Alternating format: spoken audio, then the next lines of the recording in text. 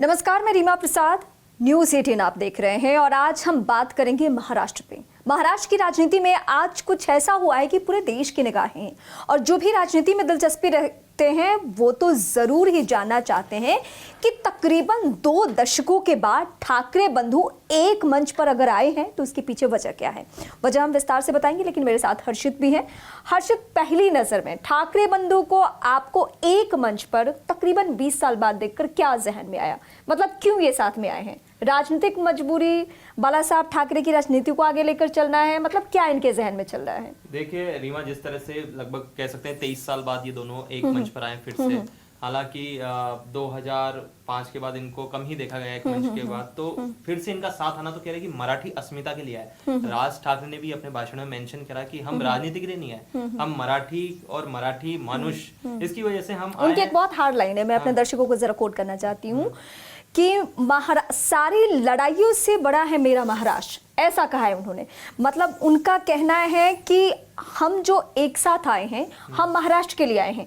भाषा तो है ही है, बाला साहब ठाकरे भी भाषाई लड़ाई को लेकर आगे बढ़े थे और राज ठाकरे का भी तेवर, उनकी तलखियां बाला साहब ठाकरे की तरह। लेकिन एक चीज और मैं कहना चाहता हूँ, आपने तो बताया। हाँ, इसके बाद एक बात और बोली उन्होंने, राज ठाकरे ने अपने भाषण में उन्होंने कहा कि जो काम बाला साहब ठाकरे नहीं कर पाए वो काम देवेंद्र फडणवीस ने कर दिया। तो इसके अंदर राजनीति भी कहीं ना कहीं इन्वॉल्व है, क्योंकि अगर राजनीति इन्वॉल्व नहीं होती तो वो नाम नहीं लेते देवेंद्र फडणवीस का। अगर उनका ना मराठी की वजह से है तो सीधा जिक्र कराया कि जो काम ना कोई और कर पाया, ना स्वयं बाला साहब ठाकरे कर पाए, वो काम देवेंद्र फडणवीस ने कर दिया और हम दोनों को साथ लेकर आए। फिर उसके बाद हम कसम खाते हैं कि हम दोनों एकजुट रहेंगे और महाराष्ट्र के लिए काम करेंगे। हमारा जन्म यही हुआ, हम इसी के लिए काम करेंगे। अमूमन राजनीति में होता क्या है कि जब लगता है कि अब कोई गुंजाइश नहीं हो तो दुश्मन भी दोस्त बन जाते हैं। चाहे वो भाइयों की दुश्मनी हो, सियासी दुश्मनी, या 2 अलग अलग राजनीतिक पार्टियों की दुश्मनी हो। पिछले बार के हमने विधानसभा चुनाव में देखा था कि कांग्रेस से हमेशा अलग राजनीति की थी बाला साहब ठाकरे ने। उन्होंने हमेशा हिंदुत्व को लेकर आगे बढ़ा, लेकिन सियासी मजबूरी में उद्धव ठाकरे कांग्रेस के साथ आ गए।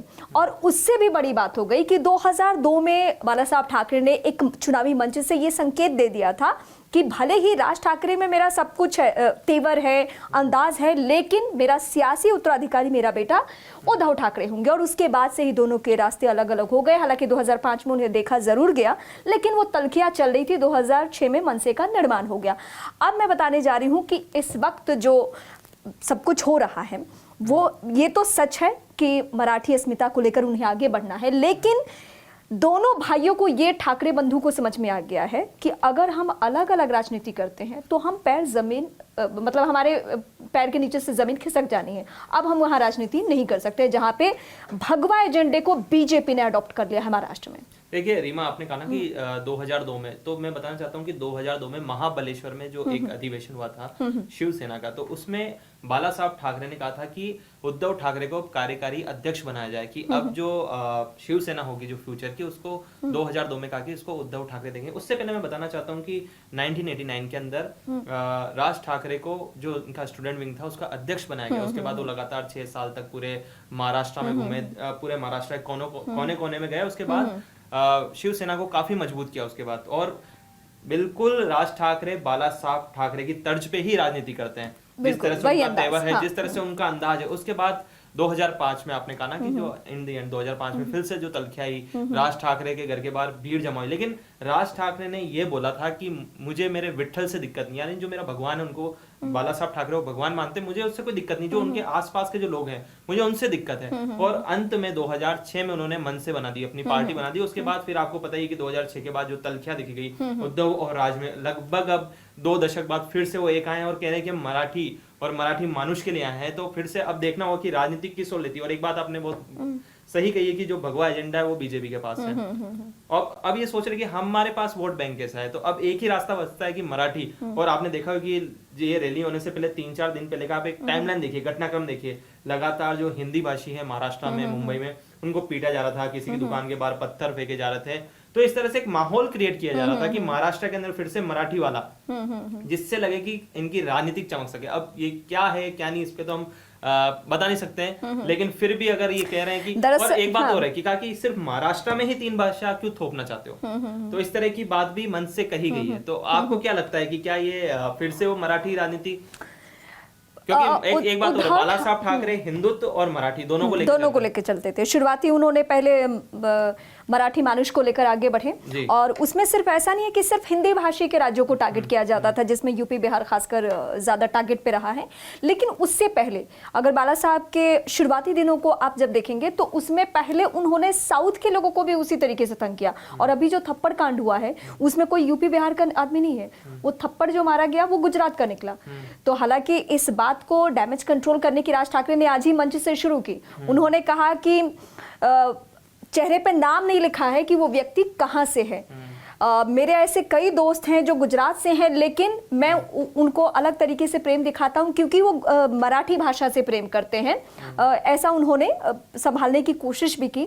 लेकिन इस बीच ये दोनों आए क्यों हैं, ये जरा मैं दर्शकों के सामने रखना चाहती हूँ।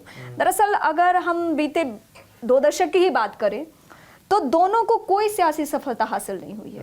राज ठाकरे भी बहुत पीछे जाते जाते जाते जाते शून्य पे पहुंच चुके हैं, और उद्धव ने भी कुल जमा पूंजी अपनी गवा दी है। उनकी पार्टी भी टूट चुकी है, पार्टी का सिंबल नाम सब छिन चुका है। तो अब कोई विकल्प नहीं है, कोई रास्ता ही नहीं है। उद्धव ठाकरे ने कांग्रेस के साथ, एनसीपी के साथ सब जगह जाके देख लिया। अब एक ही चेहरा बचा हुआ था महाराष्ट्र में, कौन है वो? बीजेपी के साथ उनका गठबंधन तो था ही था, और शिंदे इनके पास, हाँ शिंदे जा चुके हैं। उसके बाद अब उद्धव इतने अकेले पड़ चुके हैं, और राज ठाकरे ने भी बीच बीच में खूब मुलाकातें की है। ऐसा नहीं है, अमित शाह से मुलाकात कर चुके हैं, अभी देवेंद्र फडणवीस से हालिया दिनों में मुलाकात हुई। उन्होंने भी सब जगह अपने आप को फिट करने की कोशिश कर ली।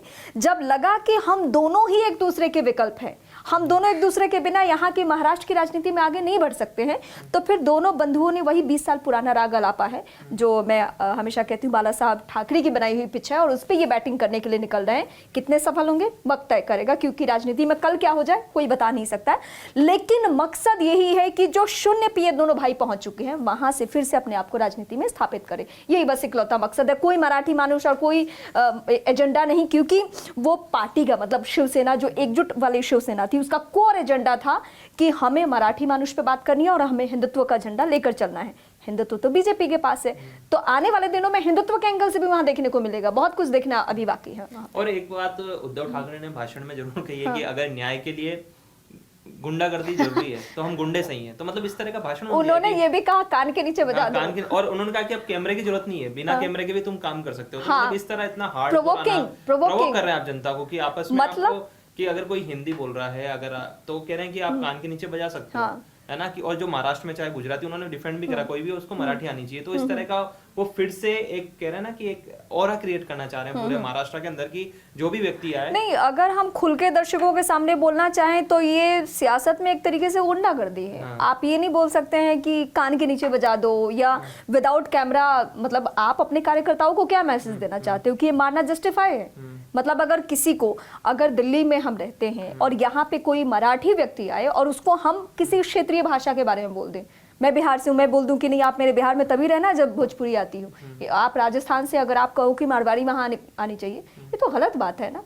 इस तरीके से और जॉब के लिए, रोजगार के लिए हर व्यक्ति कहीं ना कहीं किसी न किसी प्रदेश में जा रहा है। इसका मतलब ये नहीं कि भाषा को लेकर आप अपनी राजनीति चमकाने के लिए गुंडागर्दी को बढ़ावा दे रहे हैं। मुझे तो सरासर गुंडागर्दी लग रही है। हमारे हिंदुस्तान की कहते हैं ना कि 60 कोस में मतलब भाषा बदल जाती है, कल्चर बदल जाता है, मतलब हर मतलब कह सकते हैं कि 50 किलोमीटर में सब कुछ चेंज हो जाता है। इतनी ज्यादा डाइवर्सिटी हमारे देश के अंदर, कहते हैं ना डाइवर्सिटी ही हमारे देश की खूबसूरती है। आप हमारे चाहे हर राज्य को देख लें, हर राज्य की अलग संस्कृति, अलग भाषा है, अलग खान पान है। यही हमारे देश को जोड़ के रखता है, विविधता में एकता। जो हम कहते हैं ना विविधता में क्या एकता होती है, दुनिया को देखना चाहिए। आपने देखा यूरोप किस तरह से लगे, लेकिन हमारे देश के इतने राज्य, आप नॉर्थ ईस्ट जाइए, साउथ में जाइए, फिर भी हम एक क्यों हैं? क्योंकि हमारे अंदर विविधता में हमने सबको स्वीकार किया है। जैसा जो है ना सामने वाला था, हम उसको स्वीकार करते हैं। ठीक है, हम कभी इस तरह से नहीं बोलते कि इसमें लेकिन हर्षित एक पहलू आना है। अब जो राज्य की सरकार है, यानी देवेंद्र फडणवीस की सरकार, उनके सामने बहुत बड़ी चुनौती आने वाली है। क्योंकि इस बात पे ना हिंदी पट्टी के राज्यों में पूरे देश में चर्चा होने लगी है कि क्या महाराष्ट्र में कोई व्यक्ति जाए और उसे मराठी नहीं आती है। बहुत सारे हमने डिलीवरी बॉय को देखा, उसके वीडियोज आ गए, अभी हालिया दिनों में थप्पड़ मारने का वीडियो, तो ये पूरे देश में चर्चा हो रही है। तो लॉ एंड ऑर्डर को लेकर ना बहुत बड़ी चुनौती चुनौती आने वाली है, क्योंकि आए दिन अगर इस तरीके से घटनाएं होगी, गिरफ्तारियां होंगी, फिर हो हल्ला, फिर धरना प्रदर्शन, तो अभी महाराष्ट्र में सब कुछ शांत नहीं रहने वाला है। आज की जो सभा थी और जो मंच पे दोनों भाइयों का अग्रेशन हमने देखा और जिस तरीके से लहजा था वो प्रोवोकिंग था। नहीं, जो स्पेस बना था ना कि बाला साहब ठाकरे हुआ, जिस तरह से अब मराठी मानुष को लेकर जो चर्चा हुई, मराठी भाषा को लेकर, तो एक स्पेस खाली था महाराष्ट्र के अंदर।